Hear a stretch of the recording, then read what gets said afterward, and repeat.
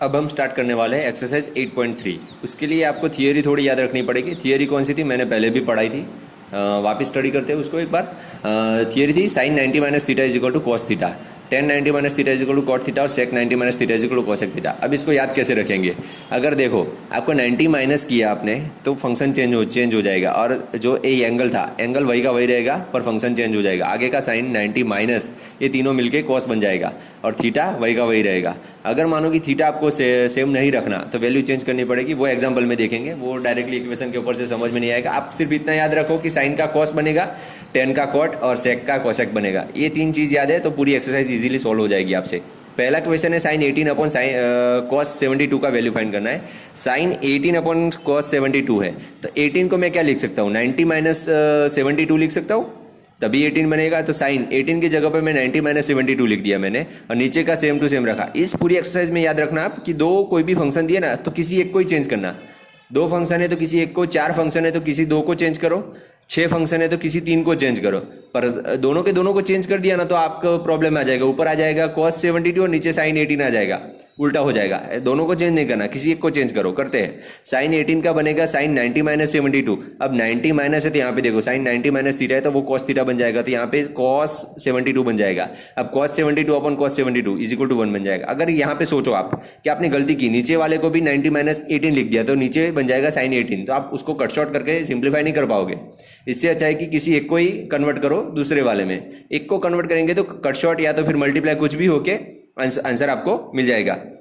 नीचे वाला है 10, दूसरा है 10 26 अपॉन कॉट 64।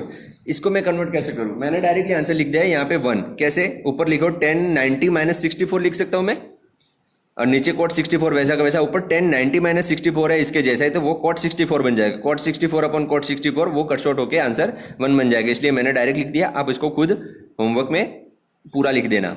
थर्ड नंबर है cos 48 माइनस साइन 42। मैं इसमें भी क्या करूंगा, किसी एक को चेंज करूंगा। मैंने आगे वाले को चेंज किया। cos 48 को मैं क्या लिखूंगा, 90 माइनस 42 लिख सकता हूँ। 90 माइनस 42 48 होता है तो cos 90 माइनस 42। अब cos 90 माइनस 42 इसका vice versa reverse cos 90 minus theta is equal to sine theta बनेगा। वो मैंने पहले भी पढ़ाया था, इस बार ये तीनों को याद रखने का बोला है, बाकी तीन भी आप खुद कर सकते हैं। cos 90 minus 42 is equal to sine 42 बन जाएगा। पीछे तो साइन 42 था ही तो वो माइनस होके 0 बन जाएगा। नेक्स्ट एग्जाम्पल उसके सेम कॉपी है उसका, cosec 31 माइनस सेक 59। तो cosec 31 को मैं 31 को 90 माइनस 59 लिख सकता हूँ। अब 90 माइनस थीटा हुआ तो उसका सेक थीटा हो जाएगा, सेक 59 माइनस सेक 59 0 बन गया। अब आते हैं एग्जाम्पल प्रूव करने वाले, एग्जाम्पल नंबर 2। इसमें आपको 1048 इंटू 1023 इंटू 1042 इंटू 1067 1 प्रूव करना है। मैंने पहले भी बताया, अगर दो फंक्शन है तो किसी एक को कन्वर्ट करो, चार फंक्शन है तो किसी दो को कन्वर्ट करो, छह फंक्शन है तो किसी तीन को कन्वर्ट करो। इसमें देखो 4 है, 1 2 3 4 है तो किसी दो को कन्वर्ट करना। मैं पहले दो को चेंज करता हूँ। पहले दो को चेंज करने के लिए मैं क्या करूंगा, 48 को चेंज करूंगा, 90 माइनस 42 लिख सकता हूँ मैं 48 को। 23 को मैं 90 माइनस 67 लिख सकता हूँ। अब चेक करो 90 माइनस थीटा हुआ तो 10 का क्या बनेगा, कॉट, इसका भी कॉट बन जाएगा। तो ये कॉट 42 बन गया, ये कॉट 67 बन गया। पीछे के दो को मैंने सेम लिखा है, 1042 1067 सेम लिख दिया। अब याद करो पुराने एक्सरसाइज की थियरी, 10 और कॉट कैसे होते हैं, एक दूसरे के रेसिप्रोकल। तो मैं कैसे लिख सकता हूँ, कॉट 42 को मैं ऐसे लिख सकता हूँ 1/10 42 इंटू कॉट 67 नहीं लिखना, कॉट नहीं, उसकी जगह पे भी 1/10 67 डाल दिया इंटू 1042 इंटू 1067। अब देखो कट शॉर्ट हो जाएगा, एक डिनोमिनेटर में है एक न्यूमरेटर में, कट शॉर्ट हो गया। 67 वाला भी कट शॉर्ट हो जाएगा, आंसर मिल गया आपको। 1 इंटू 1 आपका आंसर हो जाएगा 1। RHS हमें मिल गया। अगर आपको डायरेक्टली अभी आपको लिखने की जरूरत है ये वाला 1/42, पर जैसे ये पूरा चैप्टर आप सॉल्व कर दोगे तो आपको पता चल जाएगा कि सेम वैल्यू के लिए 10 और कॉट एक दूसरे से कट शॉर्ट होकर आंसर 1 मिल जाता है। तो यहाँ से सीधा भी लिख सकते हो कि 10 कॉट 42 इंटू 1042 1, कॉट 67 इंटू 1067 1 बन जाएगा आपका आंसर। ओके, सेकेंड देखते हैं इसका, ये रहा cos 38 into cos 52 minus sine 38 into sine 52 is equal to 0 prove करना है।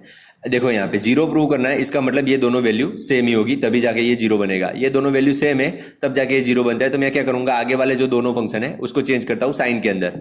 आगे वाले दोनों फंक्शन को मैंने चेंज किया, cos 38 को मैंने चेंज किया 90 माइनस 52 लिख सकता हूँ 38 को, और 52 की जगह पे 90 माइनस 38 लिख सकता हूँ। 38 को 90 माइनस 52 और 52 को 90 माइनस 38। अब देखो चेंज हो जाएगा, कॉस 90 माइनस 52 मतलब साइन 52 और कॉस 90 माइनस 38 मतलब साइन 38।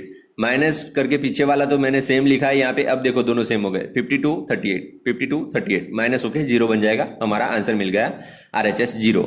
अब नेक्स्ट क्वेश्चन है, मैंने लास्ट टाइम में एक एक्सरसाइज में बोला था कि दोनों फंक्शन अलग अलग होंगे, तो आपको चेंज करके दोनों साइड में सेम फंक्शन लाने हैं, बाद में आप एंटी फंक्शन करके उसके एंगल इक्वल कर सकते हैं। देखते हैं, tan 2a is equal to cot a minus 18 बताया है और a की वैल्यू आपको फाइंड करनी है। फिर से क्वेश्चन पढ़ो, tan 2a is equal to cot a minus 18। अगर मानो कि यहाँ पे 10 होता तो मैं दोनों जगह से एंटी फंक्शन 10 लेके 2a is equal to a minus 18 लिख देता, पर यहाँ पे 10 नहीं है। 10 नहीं है तो मैं क्या करूंगा, किसी एक को 10 या तो फिर कॉट में कन्वर्ट कर दूंगा। मैंने क्या किया, आगे वाले को कॉट में कन्वर्ट किया। tan 2a है तो उसकी जगह पे मैं कॉट 90 माइनस 2a लिख सकता हूँ। tan theta is equal to cot 90 minus theta, cot 90 minus theta होता है इसलिए, तो इसका फंक्शन बन जाएगा कॉट, और 2a की जगह पे 90 माइनस 2a यूज कर दिया। अब सामने भी कॉट a माइनस 18 है, अब दोनों साइड से कॉट है, सेम फंक्शन आ गए। एंटी फंक्शन लेके मैंने दोनों को रिमूव कर देता हूँ तो 90 minus 2a is equal to a minus 18 बन जाएगा। अब 18 को इधर लेके आओ, 2a को सामने ले जाओ तो 2a प्लस बन जाएगा, 18 भी प्लस बन जाएगा, 90 प्लस 18 आगे वाला सिंप्लीफिकेशन है, आपको सॉल्व कर लो। यहाँ पे जो है वो मेन यहाँ पे ये पहले स्टेप में ही कि क्या कर रहे हो आप। tan 2a की जगह पे मुझे कॉट लाना है तो मुझे क्या करना पड़ेगा, tan theta is equal to क्या बनेगा, कॉट 90 माइनस थीटा, तो कॉट 90 माइनस 2a लिख दिया। अब टू कॉट एंटी फंक्शन से चले जाएगा और ब्रैकेट का जो एंगल था 90 minus 2a is equal to a minus 18, उसको सॉल्व कर दो, a आपको मिल जाएगा 36। इसके जैसा सेम क्वेश्चन है इसके पीछे वाला, sec 4a is equal to cosec a minus 20। मैंने यहाँ पे लिखा हुआ है, आप वीडियो पॉज करके इसको खुद समझ लेना, नहीं समझ में आ रहा तो मुझे बोल देना, मैं व्हाट्सअप में या तो फिर किसी में फ़ोन करके समझा दूंगा आपको। उसके नेक्स्ट वाला है, prove that sine b plus C by 2 is equal to cos a by 2। अब कोई भी ट्राइंगल होता है तो उसके अंदर तीनों ट्राइंगल का जो एंगल होते हैं उसका सम कितना होता है, 180। ये पुराने 7th या 6th स्टैंडर्ड में हम पढ़ चुके हैं इसको, कि sum of all angle of triangle is equal to 180। So a plus B plus C is equal to 180 बन जाएगा। अब मुझे b प्लस सी चाहिए, यहाँ पे b प्लस सी चाहिए तो मैं b प्लस सी रखता हूँ, a को सामने भेज दिया मैंने इक्वल टू a, तो b plus C is equal to 180 minus a बन जाएगा। 180 माइनस a बना, अब क्या होगा 180 इसको मैं याद रखूंगा, b plus C is equal to 180 minus A. अब LHS के अंदर क्या था, sine b plus C by 2, इसके अंदर मैं वैल्यू पुट करता हूँ, b प्लस सी की जगह पे 180 माइनस ए लिख सकता हूँ, यहाँ से लिख दिया। अब 2 को अलग अलग सेपरेटली डिवाइड कर दूंगा तो 180 बाई 2 इज इक्वल टू 90 बन गया, a बाई 2 मिलेगा पीछे। अब साइन 90 माइनस थीटा क्या बनेगा हमारा, कॉस थीटा, तो साइन 90 माइनस a बाई 2 बन गया, कॉस a बाई 2 मिल गया हमारा RHS। ये हमारा प्रूफ हो गया, इजी था एकदम। पर यहाँ पे ये ट्रिक आपको याद रखने की जरूरत है, लास्ट टाइम एग्जाम में पूछा था, तपोवन के पेपर में भी था, प्री बोर्ड के एग्जाम में भी था, डिवाइन चाइल्ड के पेपर में भी था, PM इंग्लिश मीडियम के पेपर में भी था। आपको इसको याद रखना है कि करेंगे कैसे। सिंपल ये ट्रिक यूज़ कर लो, a plus B plus C by a plus B plus C is equal to 180, और इसका यूज़ करके आप एग्जाम्पल को सॉल्व कर सकते हैं। Last example of the exercise, ऐसे बहुत सारे एग्जाम्पल पूछे हैं पुराने पेपर्स में, अब नहीं पूछते, ये बंद कर दिया सिस्टम, पर हमें याद रखने की ज़रूरत है।